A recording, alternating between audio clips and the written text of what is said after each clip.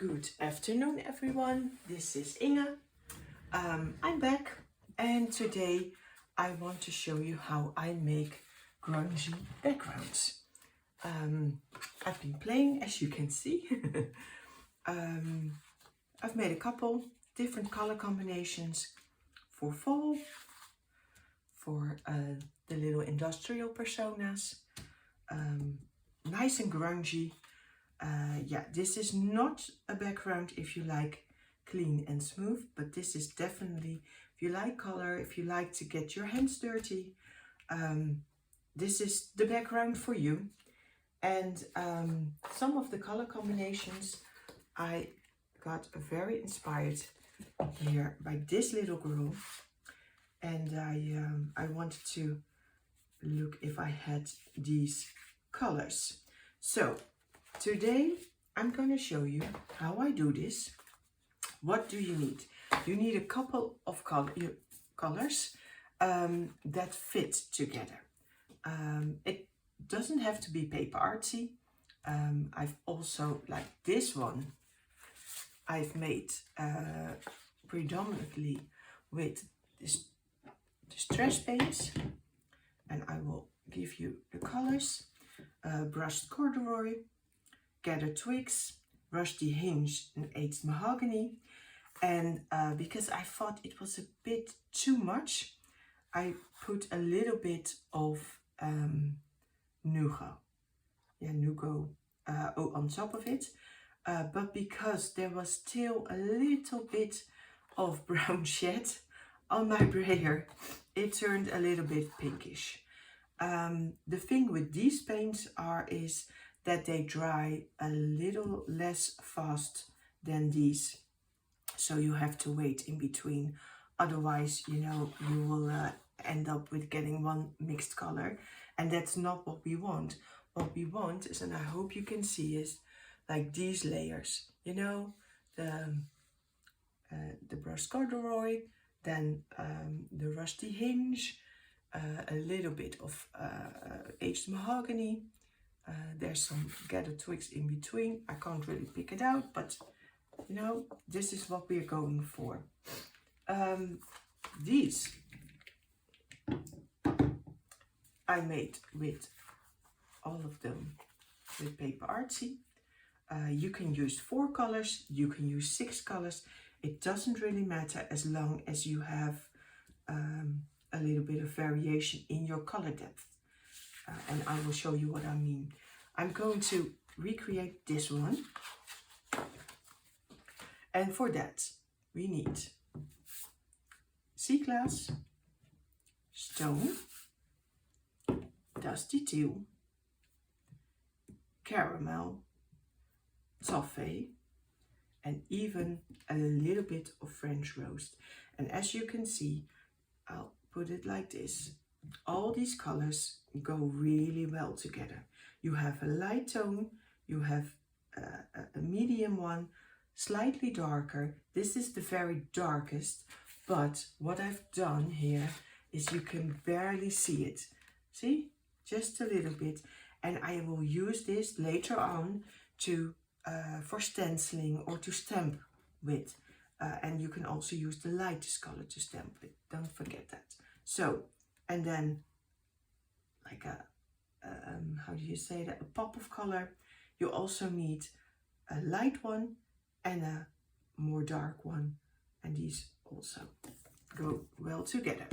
So, the thing is, with Brayers, I'm using an A5 cardstock, watercolor cardstock, 250 grams.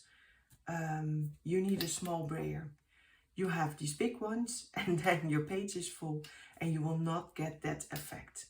Now the thing with brayers is, you see these little points. If you do it like this, it's not going to work. So this is designed to put it as a rest, so your brayer with the paint on doesn't get stuck to either paper or your back, whatever it is that you let it rest on.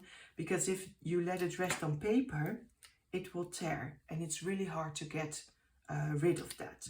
So that's why these are there. I have some roll-off papers. See, been busy. And here, this is my palette. This is a mixed media matte. And it really allows the paint to roll out evenly. And that's what you need. This is also mixed media matte. But yeah, I'll be working in 50 centimeters and I don't want to. I want you to see completely what I'm doing. You need to roll out gently. Don't go pushing around like you have 600 kilograms to push forward. Just let the brayer roll it. I'm going to show you first how you're going to load your brayer.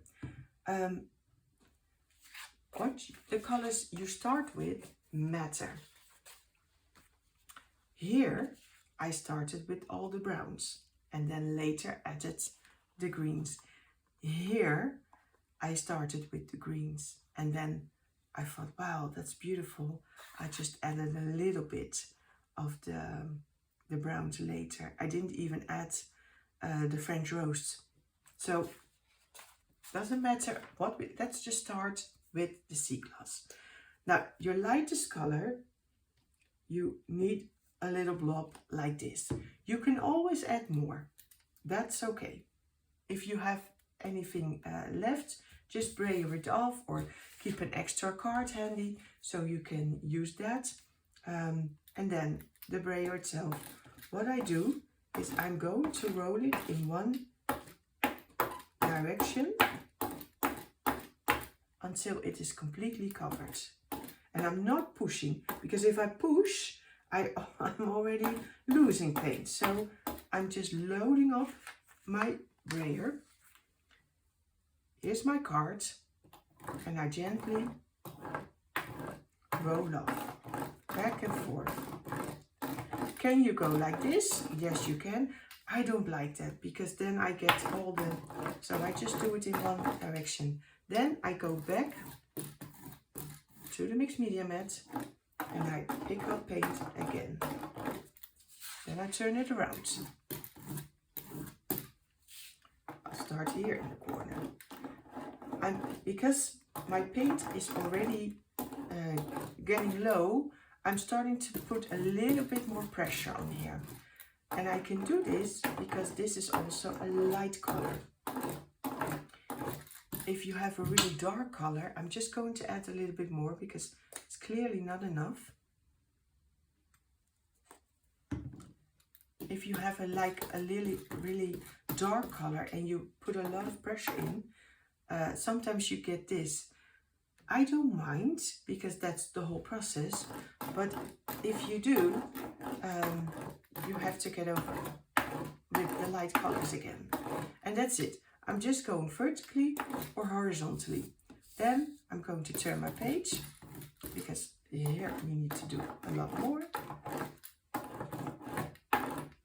And that's it.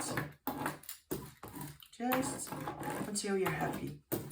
And don't be afraid of the white spaces, because trust me, once you're done and you have your stamping and your stenciling and your collage on top, you won't even notice it. So that's it. Now I'm braying it off, and now I really apply pressure because I want my brayer to be completely clean. Okay, and this is already dry to the touch. Now, for demonstration's sake, I'm going to get my paint off. If you don't, you can just leave it because, you know, you've already stretched it out so much. There's hardly any paint that's wet on here. It will mix a little with the next color. I don't mind, I really don't. I like it, but if you do, you could clean your brayer in between. And the way to do that is here. Just roll it over.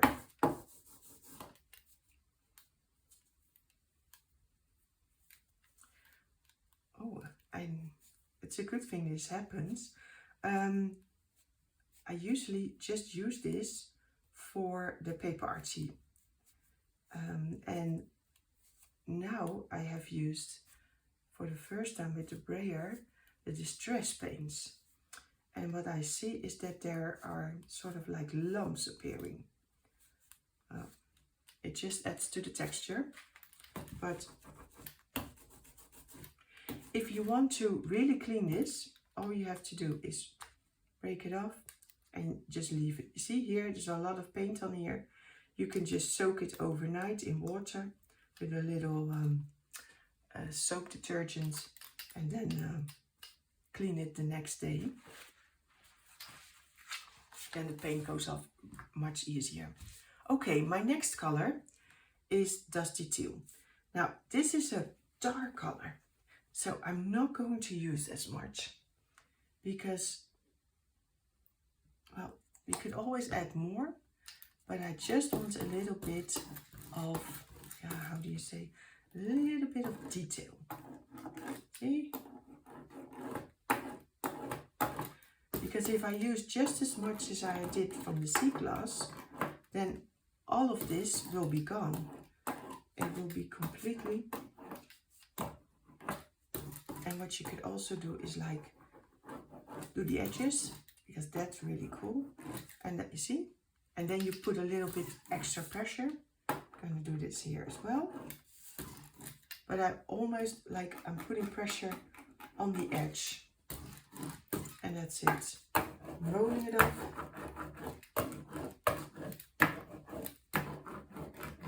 And that's it. Again, taking off my paint from the paper. And now it's time to go to the next color, and that is Stone. Again, a light color, but oh, everything falls down because I've started with sea glass. I don't want to cover it all, so I use just a little bit. And again, rolling gently.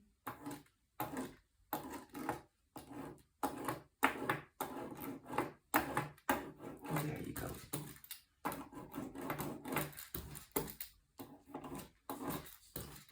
Because what we want is layers. And like, if you feel like you've covered something, you could always go back and add another layer on top. That's the beauty of Paperartsy paints. You can always add more. Yeah, that's it. That layer done as well.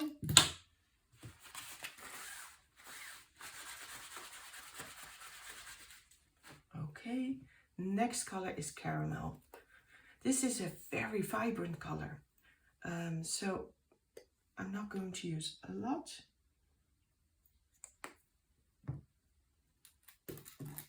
See, I don't know if you can see it, but this is how much I've used. Like nearly a drop. And if it's not enough, I can add. Just going to put it a little bit here. And you can decide, do you want it all the way down? Do you want it to stay at the edges?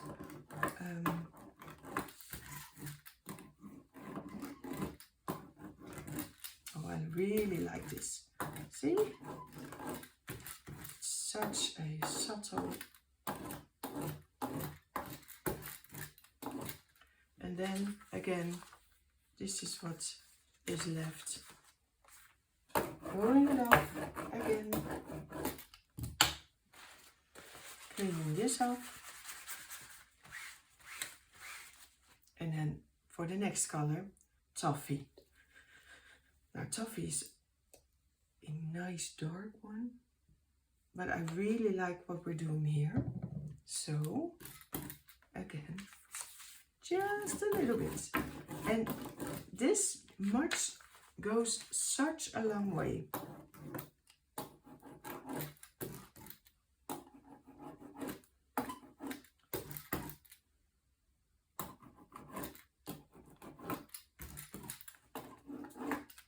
Look, look, look, look.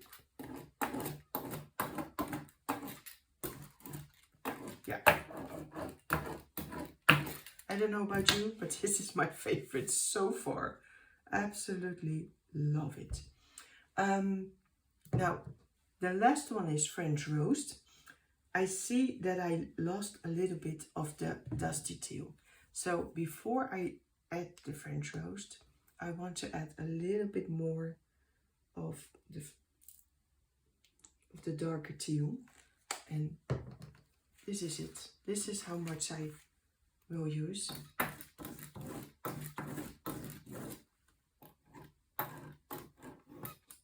Just to make sure it comes back, and you can see how much it changes immediately the colors of the whole page.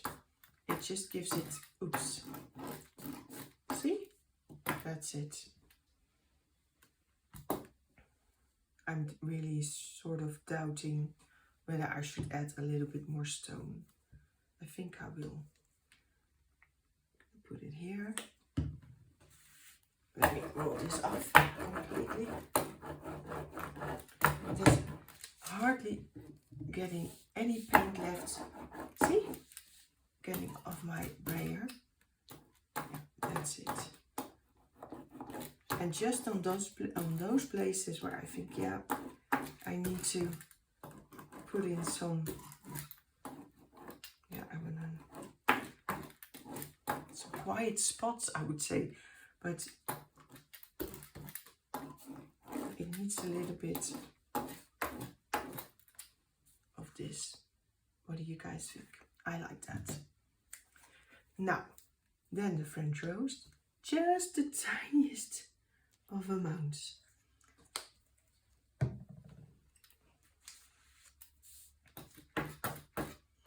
I'm not even going to use all of that at the same time. I'm going to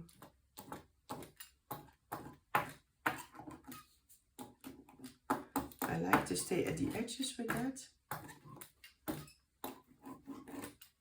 Yeah, perfect. Perfect. Okay, and that's it. That is my background. I don't want to add anything more Brayer-wise. Just going to put this a little bit aside and let it dry for a moment.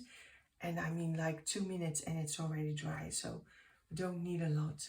Let me show you the colors here that I used for this one.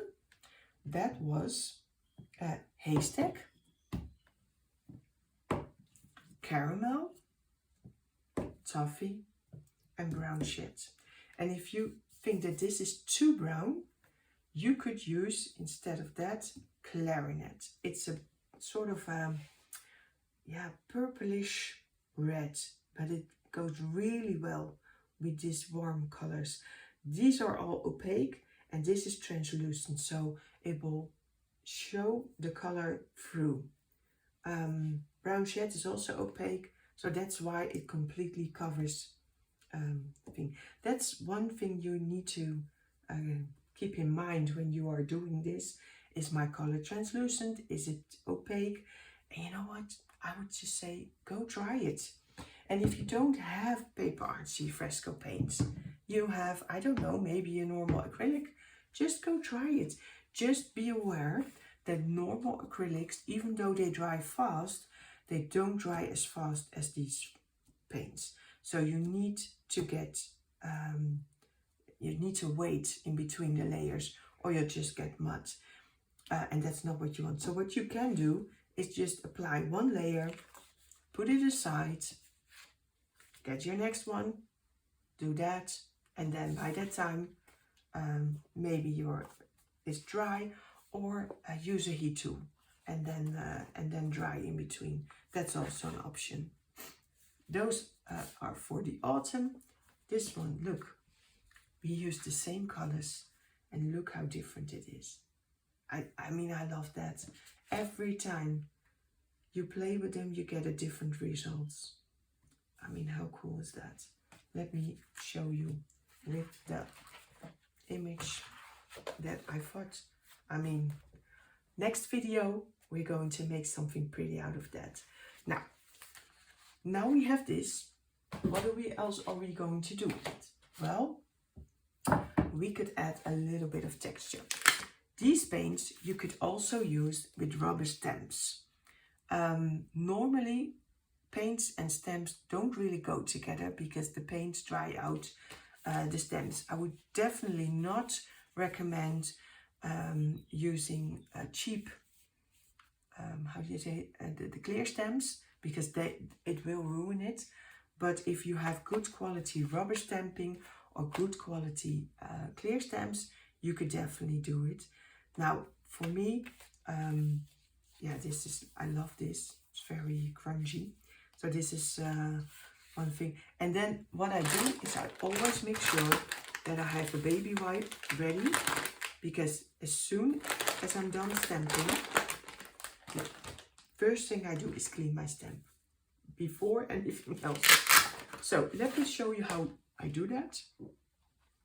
Let me see. I think I really like this one. Let's just do this one. We are going to, where is my French? Here. Now we're going to use the French rose. A little blob. Okay, you can see it, right? You just roll it out so you have a nice sort of evenish coat.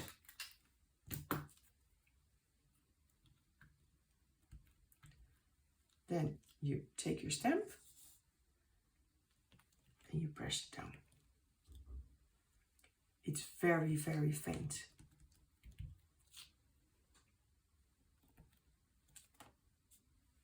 But look at it.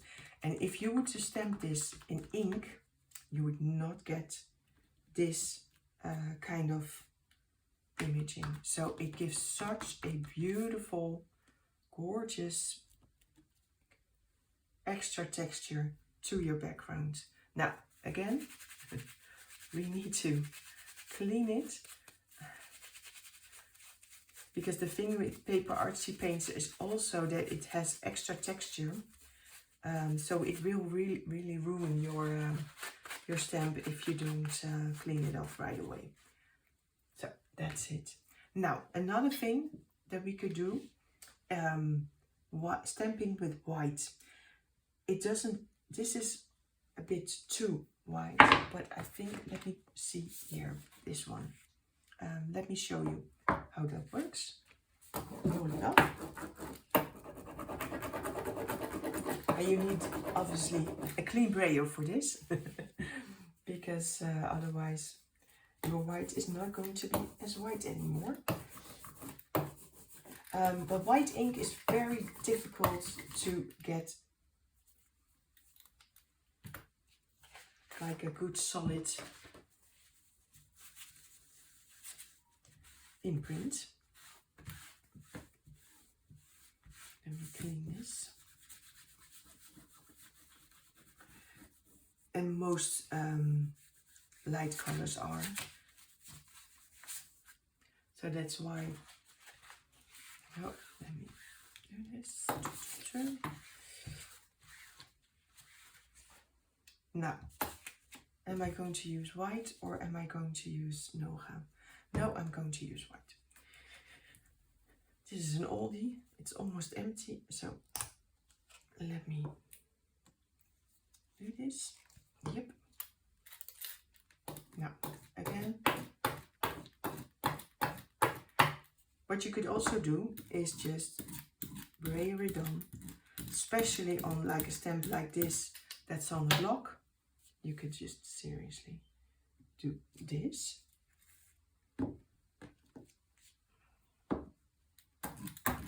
Another layer.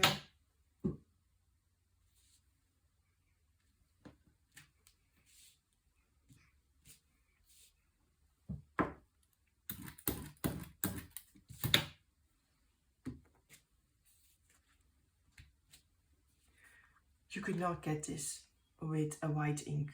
It simply would not be as visible. So that's another option. Let me clean this off.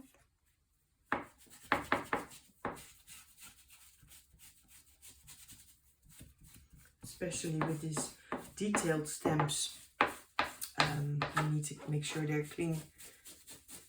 Otherwise the paint will get in all these crevices and you will not see any details anymore. So now let's finish this one because I really liked it. I'm going to add a little bit of, oh, let me get foam, a little bit of foam. We can do this.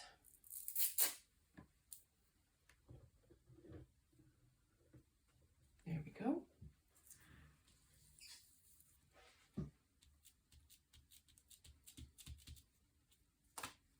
Don't want to add too much, but I like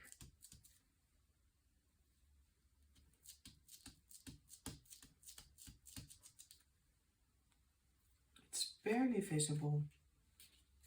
Just I think maybe you'd have a, yeah, this is not a good color choice.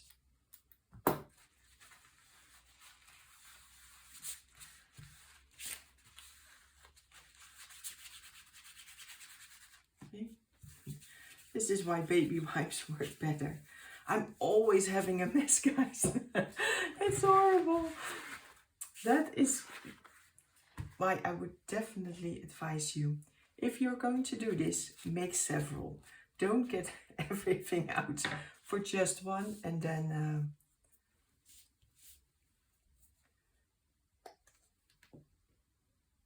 no, that's better. And this now we can, yep.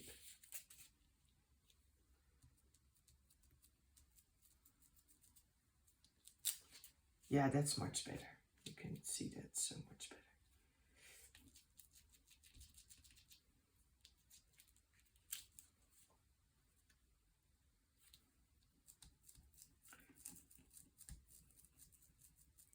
And I'd like to work in uneven numbers, so either 3 or 5 spots where you can, I'm going to add something in the middle here.